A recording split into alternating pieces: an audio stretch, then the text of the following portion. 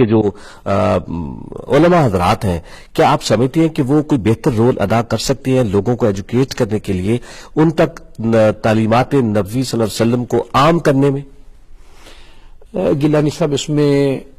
بات آپ کی بالکل بجا ہے، اور یہ یقیناً ہمارا مذہبی طبقہ ہی اس کو بات کو آگے لے کر چل سکتا ہے. لیکن میں معذرت کے ساتھ ایک بات کہوں گا کہ ہمارے معاشرے میں اس وقت جو تفریق پیدا کر دی گئی ہے، اور مذہبی معاملات میں یا مذہبی حیثیت میں جو لوگ ہیں ان کو ایک طرح سے باقاعدہ میرے خیال لفظ نامناسب نہ ہو کہ لیٹ ڈاؤن کیا جاتا ہے، اور ان کو اس طرح کی. دوسری بات یہ ہے کہ اس میں کچھ نہیں خاصی حد تک مذہبی طبقے کا ہی کریکٹر ہے.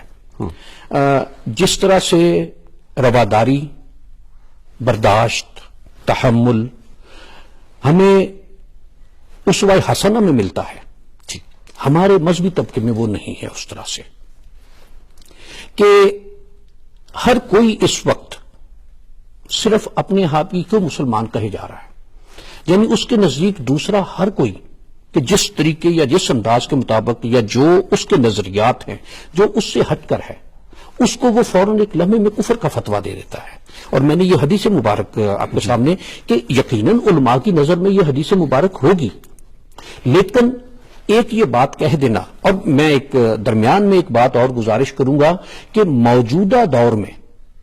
اصل مسائل سے ہٹ کر فروعی اختلافات پر، چھوٹی چھوٹی باتوں پر اس کو ایمانیات کا درجہ دے دیا گیا ہے. مذہبی بحثیں یہ مدتوں سے، صدیوں سے چلی آ رہی ہیں، لیکن یہ پہلے صرف مذہبی لوگوں کا جو اس میں باقاعدہ ایک رائے رکھتے تھے ان کے لیے یہ بات ہوتی تھی. لیکن اب یہ نکل کر عوام میں آ گئی ہیں کہ جن کا نہ اتنا علم ہے نہ ان کے اتنی وسعت ہے، تو وہ جو چھوٹی یا معمولی باتیں ہیں، جو فروعی باتیں ہیں، تو مثلاً ایک چیز نماز کا طریقہ،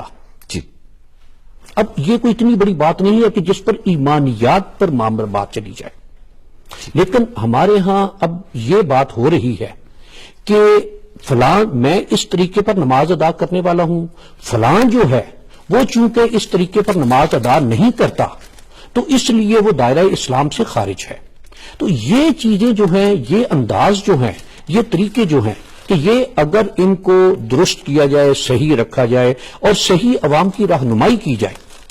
کہ جو معمولی باتیں ہیں، جو فروعی اختلافات ہیں، جو چھوٹی باتیں ہیں جن کا ایمانیات کے ساتھ تعلق نہیں ہے، ان کو نہ چھیڑا جائے. ٹھیک جی، یہ بڑی اچھی بات آپ